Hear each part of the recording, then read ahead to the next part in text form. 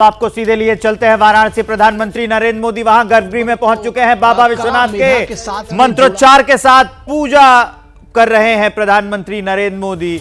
और ये देखिए जलाभिषेक हो रहा है, उसकी तस्वीरें हम आपको दिखा रहे हैं। आपको बता दें कि प्रधानमंत्री नरेंद्र मोदी इस वक्त वाराणसी में है, काशी विश्वनाथ में पूजा अर्चना चल रही है। आपको तस्वीरों में दिख रहा है कि योगी आदित्यनाथ वहां बैठे हुए हैं। Hello hello hello.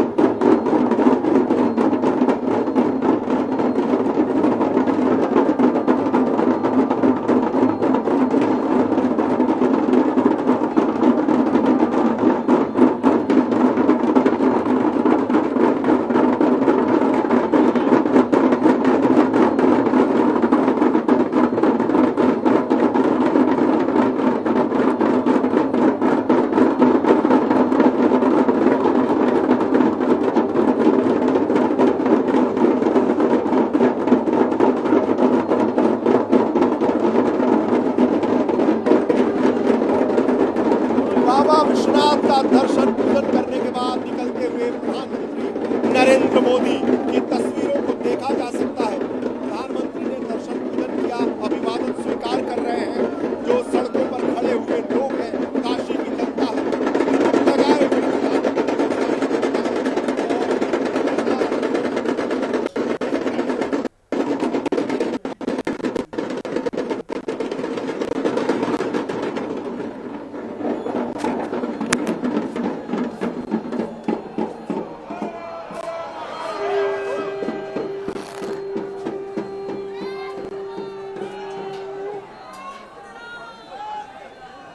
पदये Namo Namo मंत्रिणे वाणिजाय कक्षाणां पदये चैर्घोषाया क्रन्दयते पतीनां पदये नमो नमः कृष्णाय तया धावते दिव्यादिन आव्यादिनीनां पदये नमो नमो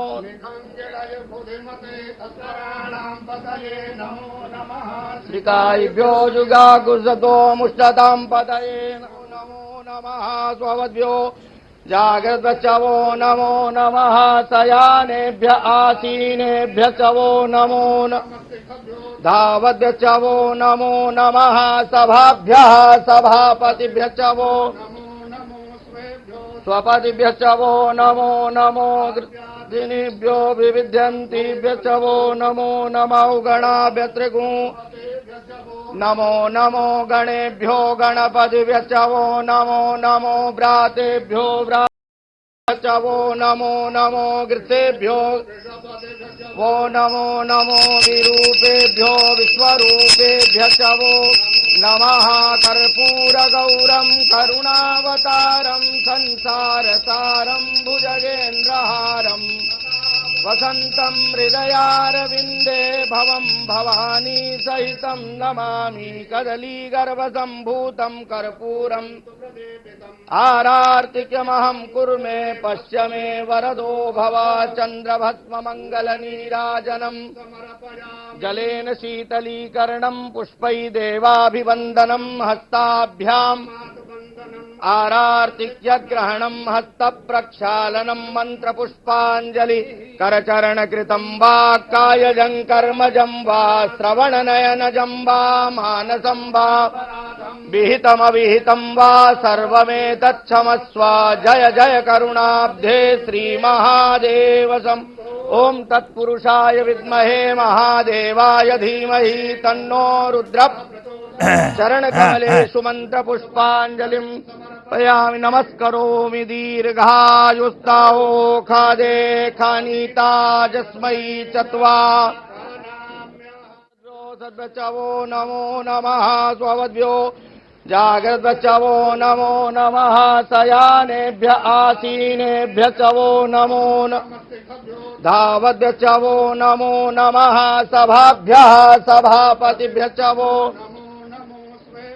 स्वपतिभ्यश्च वो नमो नमो दिनेभ्यो विविध्यन्तिभ्यश्च वो नमो नमो गणाभ्यस्त्रिगुं नमो नमो गणेभ्यो गणपतिभ्यश्च वो नमो नमो व्रातेभ्यो व्रातपतिभ्यश्च वो नमो नमो गृतेभ्यो वो नमो नमो विरूपेभ्यो विश्वरूपेभ्यश्च वो नमः कर्पूरगौरं करुणावतारं संसारसारं भुजगेन्द्रहारं वसन्तं हृदयारविन्दे भवं भवानी सहितं नमामि कदलीगर्भसम्भूतं कर्पूरम् आरार्तिक्यमहं कुर्मे पश्य मे वरदो भव चन्द्रभस्ममङ्गलनीराजनम् जलेन शीतलीकरणं पुष्पै देवाभिवन्दनं हस्ताभ्याम् आरार्तिक्यग्रहणं हस्तप्रक्षालनं मन्त्रपुष्पाञ्जलि करचरणकृतं वा कायजं कर्मजं वा श्रवणनयनजं वा मानसं वा विहितमविहितं वा सर्वमेतच्छमस्व जय जय करुणाब्धे श्रीमहादेवसम् ओम तत्पुरुषाय विद्महे महादेवाय धीमहि तन्नो रुद्र चरणकमलेषु मन्त्रपुष्पाञ्जलिं पयामि नमस्करोमि दीर्घायुस्ताहो खादे खानीता जस्मै चत्वा सद्वचवो नमो नमः स्ववद्भ्यो जाग्रद्वचवो नमो नमः शयानेभ्य आसीनेभ्य चवो नमो धावद्वचवो नमो नमः सभाभ्यः सभापतिभ्यः चवो। प्रधानमंत्री नरेंद्र मोदी इस वक्त काशी विश्वनाथ मंदिर में पूजा अर्चना कर रहे हैं। तस्वीरें आपके सामने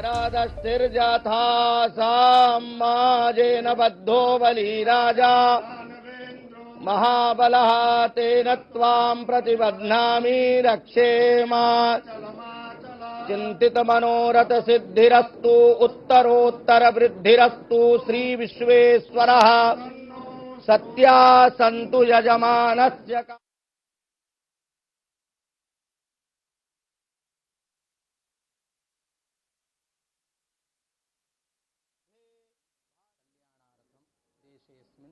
सुख शांति सौमनस देहि जयम देहि यशो देहि द्विषो। तो प्रधानमंत्री नरेंद्र मोदी लाभार्थम कृत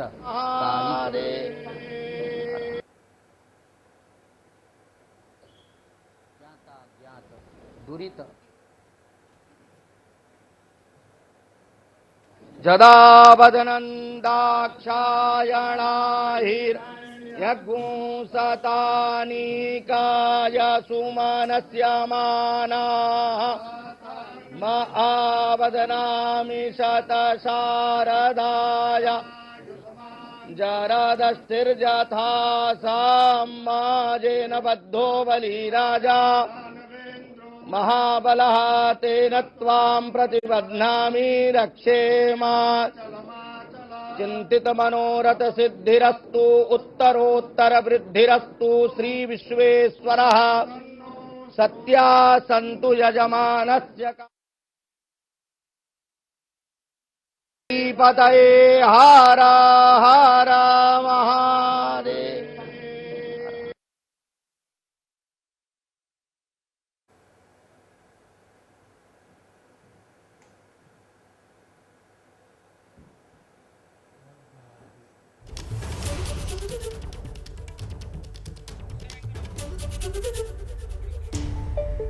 तो प्रधानमंत्री नरेंद्र मोदी काशी विश्वनाथ मंदिर में बाबा विश्वनाथ के दर्शन उन्होंने किए। पूरे विधि विधान के साथ उन्होंने पूजा अर्चना की। तस्वीरें आपके सामने हैं। वाराणसी से प्रधानमंत्री नरेंद्र मोदी जिस तरह से आज 4 राज्यों के दौरे पर रहे, असम, बंगाल, अरुणाचल और उसके बाद अब उत्तर प्रदेश के वाराणसी में बाबा के दर पर पूजा अर्चना करते हुए पूरे विधि विधान के साथ उन्होंने पूजा अर्चना की और साथ ही आशीर्वाद दिया। प्रधानमंत्री नरेंद्र मोदी जो असम, बंगाल, अरुणाचल और अब उत्तर प्रदेश के दौरे पर। सीधी तस्वीर इस वक्त आप वाराणसी से देख रहे हैं। साथ में उनके मुख्यमंत्री योगी आदित्यनाथ भी इस वक्त मौजूद हैं। और बाबा विश्वनाथ का आशीर्वाद इस लिहाज से भी क्योंकि जो टारगेट बीजेपी ने इस बार तय किया है, जिस 400 पार का नारा दिया गया बीजेपी की तरफ से, उसका रास्ता उत्तर प्रदेश से ही होकर गुजरेगा। और ऐसे में उत्तर प्रदेश में सभी सीटें जीतने का जो कॉन्फिडेंस इस वक्त बीजेपी दिखा रही है, और एक के बाद एक चुनावी हलचल तेज होती हुई लगातार प्रधानमंत्री नरेंद्र मोदी अलग अलग राज्यों में पहुंचकर सभाएं कर रहे हैं, लोगों के बीच जा रहे हैं। और अब इस वक्त उन्हें आप वाराणसी से देख रहे हैं। काशी विश्वनाथ मंदिर में वो मौजूद हैं।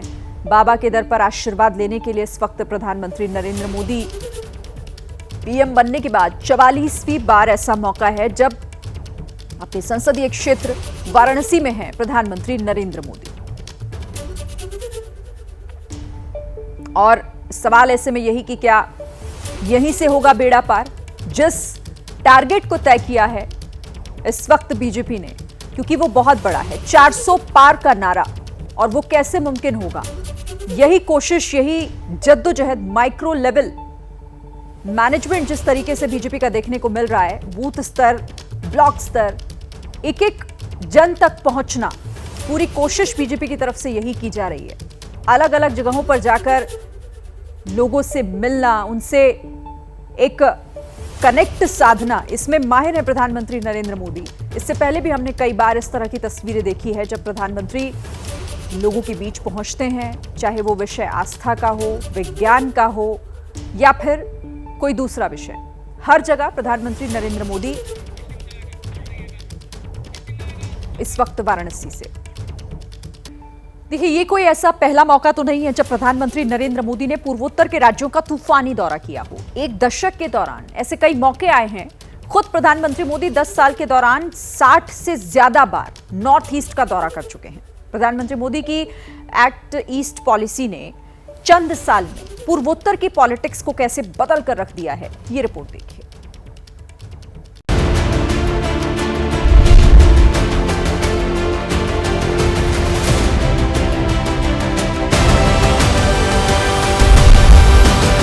आंखों पर काला चश्मा, सिर पर हैट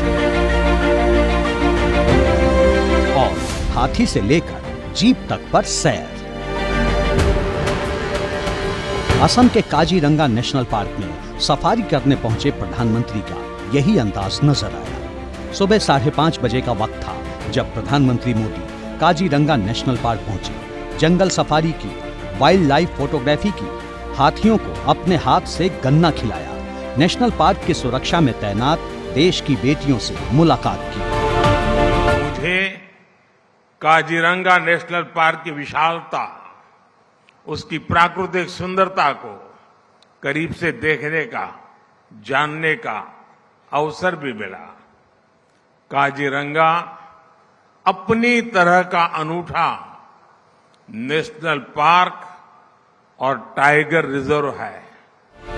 काजीरंगा में सफारी के बाद प्रधानमंत्री अरुणाचल प्रदेश पहुंचे। ईटानगर में रोड शो और रैली की, दुनिया की सबसे ऊंची टनल का उद्घाटन किया। फिर असम आए, जोरहाट में 125 फीट ऊंचे स्टैच्यू ऑफ वेलर का उद्घाटन किया। फिर रैली की और क्या कहा, सुनिए। देश का ये प्यार मोदी को इसलिए मिलता है क्योंकि मोदी ने 140 करोड़ देशवासियों को सिर्फ अपना परिवार ही नहीं माना, बल्कि उनकी दिन रात सेवा भी कर रहा है। नॉर्थ ईस्ट भी हर कोने से मैं कह रहा है, यहाँ की पहाड़ियों से भी गूंज सुनाई दे रही है, यहाँ की नदियों के कलरव में भी शब्द सुनाई दे रहे हैं, और एक ही आवाज आ रही है, अब की बार एनडीए सरकार 400 पार। जोरहाट की रैली में पीएम मोदी ने वही नारा लगाया जो वो अमूमन हर रैली में लगाते हैं। लेकिन सवाल ये है कि मिशन 400 प्लस के लिए बीजेपी की नॉर्थ ईस्ट पर नजर क्यों है? जानना चाहते हैं तो सुनिए। पूर्वोत्तर में देश के 8 राज्य आते हैं। इनमें त्रिपुरा, नागालैंड, मेघालय, असम, अरुणाचल, मणिपुर, सिक्किम और मिजोरम शामिल हैं। देश के इन 8 राज्यों में लोकसभा की कुल 25 सीटें हैं। 2019 में बीजेपी ने इनमें से 15 सीटों पर जीत हासिल की थी। 5 साल बाद 24 में बीजेपी इस आंकड़े को और बढ़ाना चाहती है। लेकिन क्या ये इतना आसान है? बिल्कुल भी आसान नहीं है, लेकिन 10 साल में बीजेपी ने जिस तरह से देश के पूर्वी छोर में भगवा परचम फहराया है, उसमें इस बात से इनकार भी नहीं किया जा सकता। जानना चाहते हैं कैसे? खुद देखिए।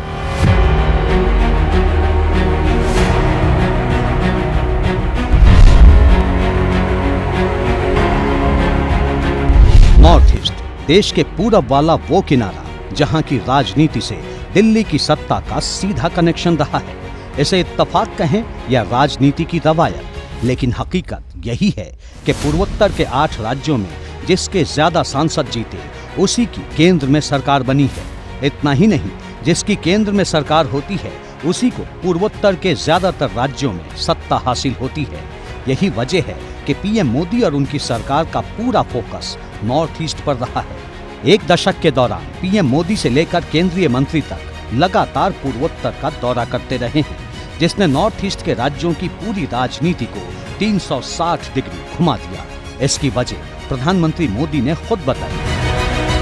साथियों, विकसित भारत का संकल्प पूरा करने के लिए नॉर्थ ईस्ट का विकास जरूरी है। कांग्रेस के लंबे शासनकाल में नॉर्थ ईस्ट को दशकों तक सरकार की उपेक्षा सहनी पड़ी है। विकास की कई परियोजनाओं का शिलान्यास करके फोटो खिंचवा ली, लोगों को गुमराह कर दिया और फिर भाग गए, हाथ खींच लिए। लेकिन मोदी पूरे नॉर्थ ईस्ट को अपना परिवार मानता है। सियासत अपनी जगह है, लेकिन इसमें कोई दो राय नहीं है कि एक दौर में पूर्वोत्तर पर जिस कांग्रेस का शासन था, आज वही कांग्रेस हाशिए पर जा चुकी है।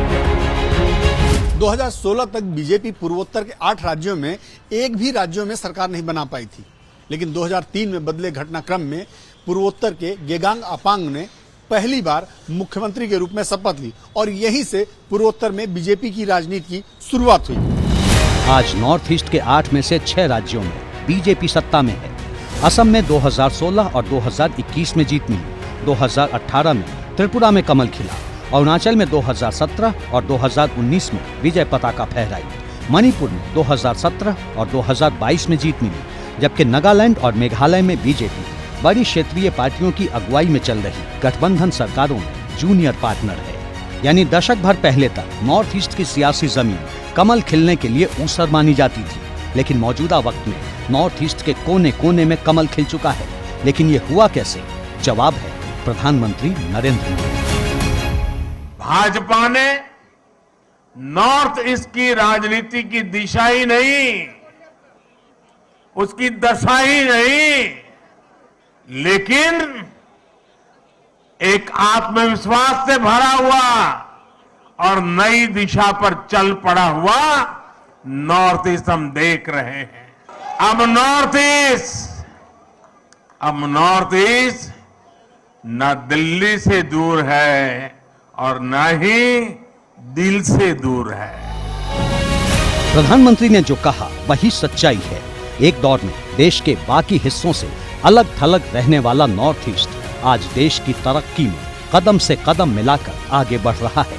पिछले 9 सालों में पीएम मोदी 60 बार से ज्यादा पूर्वोत्तर के राज्यों में जा चुके हैं। नरेंद्र मोदी देश के पहले ऐसे प्रधानमंत्री हैं जिन्होंने लगातार इतनी बार नॉर्थ ईस्ट का दौरा किया है।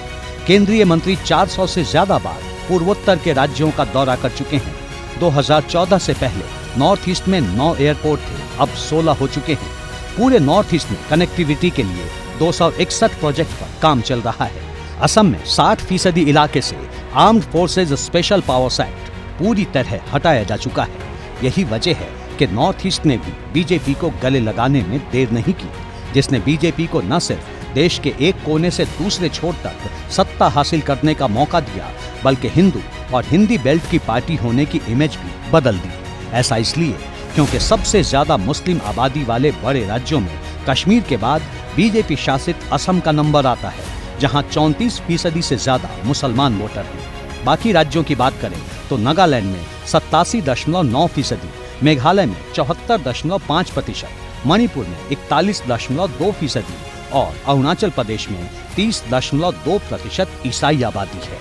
पूर्वोत्तर की जटिलता और विविधता के बावजूद बीजेपी का उभार और खास हो जाता है।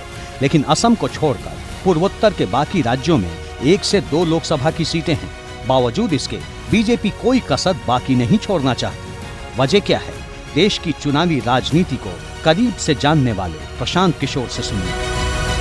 इनकी जो कार्यशैली है, ये वो लोग नहीं है जो ओवर कॉन्फिडेंट हो जाते हैं। दे गो फॉर द किल। अगर उनको मालूम है कि वो जीत रहे तो भी वो हल्के में नहीं लड़ेंगे।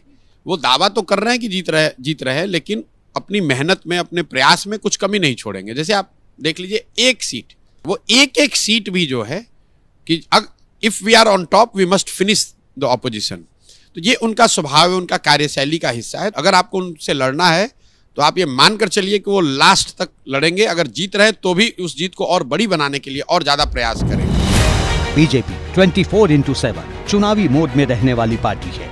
इस बार भी ऐसा ही है। चुनावी तारीखों के ऐलान से पहले ही बीजेपी 190 उम्मीदवारों के नाम का ऐलान कर चुकी है। प्रधानमंत्री मोदी देश के एक छोर से दूसरे कोने तक तूफानी दौरा कर रहे हैं, लेकिन पूर्वोत्तर के पॉलिटिकल गेम में अगले कुछ महीने कैसे बीतते हैं, ये देखना दिलचस्प होगा। चुनाव तारीखों के ऐलान से पहले ही चुनाव आयुक्त अरुण गोयल ने इस्तीफा दे दिया है। कार्यकाल खत्म होने से पहले गोयल ने इस्तीफा दे दिया। 2027 तक था अरुण गोयल का कार्यकाल। राष्ट्रपति ने गोयल का इस्तीफा भी मंजूर कर लिया है। तो चुनाव की तारीखों के ऐलान से ठीक पहले अरुण गोयल का इस्तीफा, अपना कार्यकाल खत्म होने से पहले ही उन्होंने इस्तीफा दे दिया है। अरुण गोयल, जिनका कार्यकाल 2027 तक था, चुनाव आयुक्त अरुण गोयल का इस्तीफा इस वक्त की ये बड़ी खबर है, क्योंकि चुनाव की तारीखों का ऐलान होने को है, इंतजार उसी का है। लेकिन उससे ठीक पहले चुनाव आयुक्त अरुण गोयल ने इस्तीफा दे दिया है कार्यकाल खत्म होने से पहले ही, और राष्ट्रपति ने उनका इस्तीफा मंजूर भी कर लिया है। इस खबर पर हमारे पास और क्या जानकारी है, सीधे रुक करेंगे। अंकित गुप्ता हमारे सहयोगी हमारे साथ जुड़ गए। अंकित, क्या है पीछे की खबर? और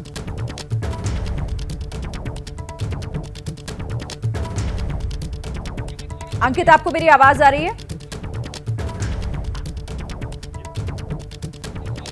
अंकित, अगर आवाज आ रही है तो बताइएगा। अरुण गोयल का इस्तीफा कार्यकाल खत्म होने से पहले ही, क्या वजह, क्या और डिटेल्स है इस खबर पर हमारे पास? श्री, इस बारे में अभी तक फिलहाल जो है किसी के पास कोई जानकारी नहीं मिल पा रही है कि आखिर ये वजह क्या रही है, क्यों अचानक अरुण गोयल ने अपने पद से इस्तीफा दे दिया है। क्योंकि चुनाव आयोग के कई अधिकारियों से और कई जो है लोगों से हमारी जो बातचीत हो रही है, तो उनमें से सभी लोगों के लिए ये खबर एक चौंकाने वाली है। क्योंकि कई लोगों से जो बातचीत हुई है तो जानकारी ये भी मिली है कि अभी अरुण गोयल और कमीशन को, यानी कि मुख्य चुनाव आयुक्त को, अगले 2-3 दिनों बाद जो है कश्मीर के दौरे पर भी जाना है और उसके बाद चुनावों की तारीखों का ऐलान भी होना है। तो ऐसे में अभी जो है 2 दिन पहले बंगाल के दौरे से लौट के आया है कमीशन, यानी कि मुख्य चुनाव आयुक्त और चुनाव आयुक्त अरुण गोयल। तो ऐसे में अचानक उनका इस्तीफा अपने आप में कई तरह के सवाल खड़े कर रहा है। और जो कोई चाहे वो चुनाव आयोग से जुड़े हुए लोग हों या फिर बाकी लोग जो उनको जानते हैं, सभी लोगों के लिए खबर चौंकाने वाली है। तो फिलहाल अभी तक कोई कारण सामने नहीं आया है कि क्यों अचानक चुनावों की तारीख से करीबन 1 हफ्ते पहले ही अरुण गोयल ने, यानी कि चुनाव आयुक्त ने दिया अपने पद से इस्तीफा। बिल्कुल अंकित, और यही चौंकाने वाली बात, बड़ी खबर, क्योंकि चुनाव की तारीखों का इंतजार किया जा रहा है और चुनाव की तारीखों के ऐलान से ठीक पहले अरुण गोयल ने इस्तीफा दे दिया है। क्योंकि 2027 तक अभी उनका कार्यकाल था, लेकिन उससे पहले ही उन्होंने इस्तीफा दे दिया है और राष्ट्रपति ने मंजूर भी कर लिया है। आप नजर बनाकर रखिएगा अंकित। फिलहाल आपका शुक्रिया इस तमाम जानकारी के लिए।